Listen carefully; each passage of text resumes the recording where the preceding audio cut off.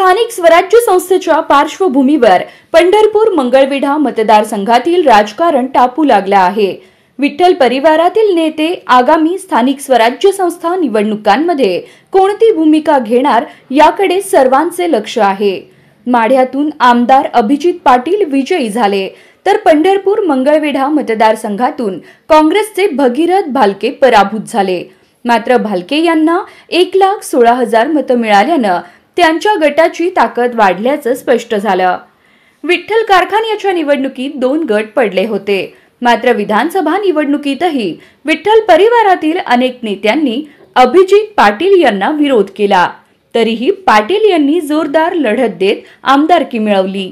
आता त्यांनी पंढरपूर तालुक्यातही सक्रिय होण्यास सुरुवात केली आहे। मोहोळचे आमदार राजू खरे यांची त्यांना साथ आहे, तर स्थानिक पातळीवर प्रशांत परिचारक यांच्या गटाला ते आव्हान देण्याच्या तयारीत आहेत। विठ्ठल परिवारातील कल्याणराव काळे, युवराज पाटील, ॲडव्होकेट गणेश पाटील यांनी विधानसभा निवडणुकीत अभिजित पाटील यांच्या विरोधात भूमिका घेतली होती।